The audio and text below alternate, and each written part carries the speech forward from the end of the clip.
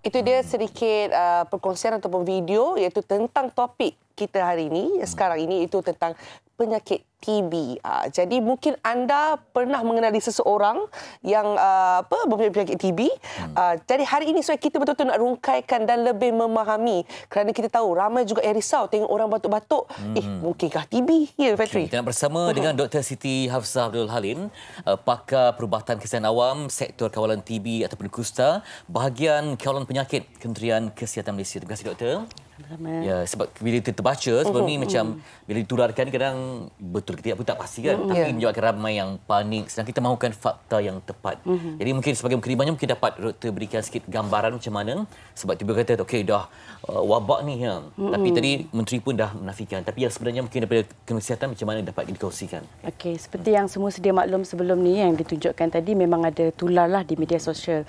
Dia memaparkan bilangan kes dan mengatakan ada wabak sedang berlaku dan menimbulkan panik kalangan orang awam.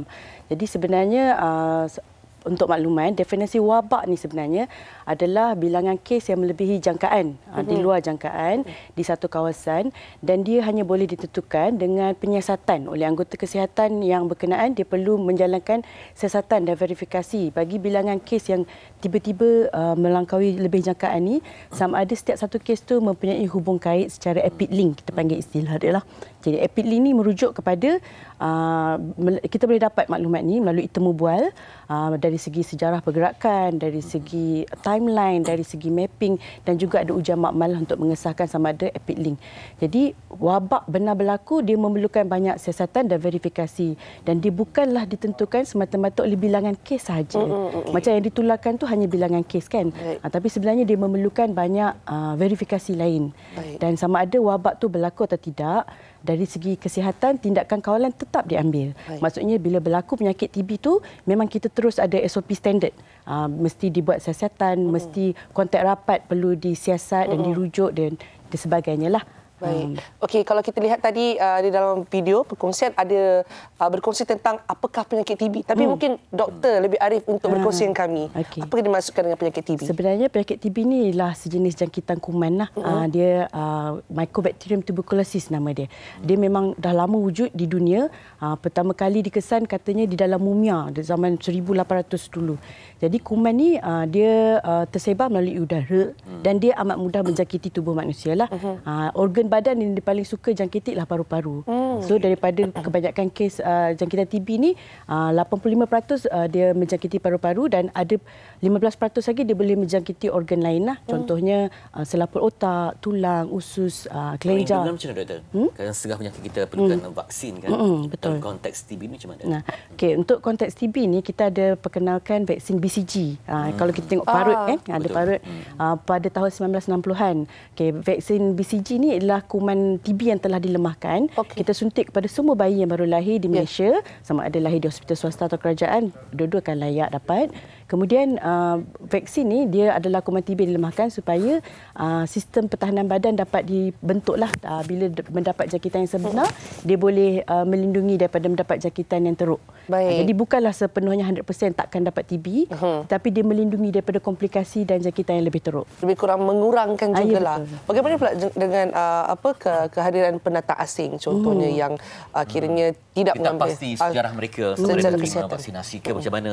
Kan kita tengok macam bimbang juga sebab mereka ni minta maaf ya, kadang ada yang batuk kemudian meludah. Jadi macam mana kebimbangan? Betul. Okey, sebenarnya penyakit TB ni memang dah lama berada di Malaysia. Tapi ada concern sering dibangkitkan bahawa kebanjiran warga asing ni menyebabkan penyakit TB. Jadi untuk makluman, berdasarkan pelaporan kes yang kita terima dalam 25,000 kes tahun, 85% kes jangkitan adalah berlaku di kalangan rakyat tempatan. 15% sahaja di kalangan warga asing. Dan juga polisi kerajaan bagi mereka yang ingin bekerja di Malaysia, mereka perlu melalui proses saringan kesihatan. Satu di negara asal masing-masing, satu lagi sebaik tiba di Malaysia. Diuruskan oleh syarikat konsesi Formema lah. Dan kita bukan saja TB yang disaring, tapi penyakit-penyakit lain yang berjangkit. Jika mereka gagal saringan, sebenarnya mereka tak dapat permit dan perlu dihantar pulang lah. Saya juga nak tahu, Doktor, macam mana pula gejala. Kadang mungkin sama dengan penyakit yang lain kan, tapi nak mengesahkan itu TB macam mana? Okay. Satu ciri unik yang simptom TB ni ialah batuk berpanjangan lah. Dia selalunya melebihi 2 minggu. Kemudian dia ada juga susut berat badan, hilang selera makan, dan simptom lain yang berkaitan dengan paru-paru lah, sakit dada, sukar bernafas dan sebagainya. Tapi biasanya keyword dia ialah dia satu penyakit yang kronik. Dia melebihi 2 minggu dan kita akan kita galakkan untuk jalan. Seandainya dah terlambatkan mungkin ingat batuk biasa ni. Kalau melepasi fasa tertentu, misalnya kata dah lebih 2 minggu, apa yang akan berlaku? Mungkin batuk berdarah ke ataupun macam mana lagi yang sebenarnya jangkitan TB ni dia bergantung kepada sistem pertahanan badan. Jadi setiap seorang tu mungkin dimanifestasikan berbeza-beza. Ada orang kalau dia faktor risiko lebih tinggi, contohnya dia warga emas, kencing manis, merokok, dia punya gejala mungkin lebih teruk. Lepas 2 minggu mungkin bertambah buruk. Ada orang sistem pertahanan dia agak bagus, mungkin dia punya gejala tu lambat sikit nak timbul dan gejala dia agak ringan. Jadi dia berbeza dari satu individu ke individu yang lain lah. Sebab saya pasti ramai juga yang lagi selepas COVID-19 kan. Jadi semua ingat macam kalau batuk dan sebagainya, lesu tu mungkin kiranya badan tak cukup imun ke contohnya kan. Dan kita nak tahu juga sejauh mana penyakit TB ni boleh berjangkit. Penyakit TB ni dia sama dengan COVID dari segi kaedah jangkitan, iaitu melalui udara. Tapi dia ada banyak faktor lain yang mempengaruhi. Sebab kuman TB ni sendiri dia berbezalah daripada COVID. COVID ni tempoh eraman dia lebih pendek. Maksudnya dari tempoh pendedahan terus dapat simptom. Kuman TB ni macam saya cakap tadi, dia lebih perlahan bertindak. Dia membiak perlahan, dia nak mati pun susah. Jadi apabila berlaku pendedahan, mungkin makan masa sehingga bertahun sebelum timbulnya gejala. Jadi kuman TB ni melalui udara, dia juga dipengaruhi oleh faktor oleh orang yang dijangkiti itu sendiri, sama ada dia lemah imun sistem, warga emas, golongan yang berisiko. Orang yang menjangkiti itu sendiri sama ada dia dalam stage mana jangkitan dia, adakah tengah kuman dia paling banyak ke ataupun dia telah pun mendapatkan rawatan jadi dia tidak menjangkiti orang lain. Dan juga dia ada faktor tambahan, faktor persekitaran lah. Kuman TB ni dia lagi mudah merebak dalam keadaan tertutup, ventilasi yang tidak baik, gelap dan kotor. Itu salah satu faktor tambahan. Jadi sekarang ni apa bentuk rawatan yang ada? Rawatan TB ni dia sejenis kuman yang ada antibiotik, ubat khas lah. Seperti saya nyatakan tadi, dia lambat sikit nak mati, dia lambat membiak, lambat mati. Jadi tempoh rawatan dia lama. Dia perlu makan 4 jenis ubat khas TB ni setiap hari selama 6 bulan. 6 bulan? 6 bulan. Dan selalunya dalam kes 6 bulan tu adakah akan baik dalam masa 6 bulan? Ya, selalunya bila kuman tu dah berkurang kepada satu jumlah, dia tidak lagi menunjukkan gejala. Tapi kita amat mementingkan tempoh rawatan tu mesti dilengkapkan. Kalau tak lengkap, pesakit sendiri stop, dia dah rasa tak batuk kan. Dia berhenti makan, sebenarnya kuman tu boleh bertukar menjadi kebal. Ubat tu dah tak lagi berkesan, kita terpaksa tukar ubat lain dan tempoh rawatan yang lebih lama. Sebab tu kita amat menekankan mesti lengkap tempoh rawatan yang diberikan tu. Maksudnya kebergantungan kepada ubat tu memang maksudnya tidak boleh sambil lewa lah, macam makan sekejap tak makan, memang kena makan sepenuhnya. Mesti makan. Dan dia akan sembuh sepenuhnya. Dia kalau betul-betul patuh pada rawatan, ikut tempoh dia, memang sembuh 100%, tak perlu makan langsung dah. Saya memang juga kalau ia melibatkan kanak-kanak, doktor. Dalam kes kanak-kanak pula macam mana? Memang kanak-kanak kita kata antara golongan yang berisiko sebab sistem pertahanan dia baru sedang dibentuk, developing kan. Jadi itu satu cara kita untuk elakkan dia ialah dengan pemberian vaksin BCG itulah. Yang BCG itu terutamanya melindungi golongan kanak-kanak. Berbanding dengan zaman dahulu sebelum adanya BCG, kalau kanak-kanak dapat jangkitan, dia komplikasi teruk dan boleh menyebabkan kematian. Sekarang ni jangkitan dia lebih ringan lah. Bagaimana pula dengan ibu hamil? Ialah mewakili kan? Macam adakah akan terkesan pada anak dalam kandungan atau sebagainya? Sama juga. Ibu hamil dia mempunyai sistem pertahanan dia pun agak lemah bandingan orang biasa dan juga dia berisiko tinggilah. Jadi kita sama juga, pelindungan yang kita katakan daripada BCG tu, dia bila dah disuntik dari lahir, dia boleh memberi perlindungan sehingga dewasa. Kemudian langkah-langkah pencegahan yang kita amalkanlah untuk melindungi. Jadi sekali seumur hidup ke sebenarnya, doktor? BCG perlu upgrade? Tak perlu. Dia sekali seumur hidup, dia melindungi. Kemudian sistem pertahanan dari segi pengamalan gaya hidup sihat lah.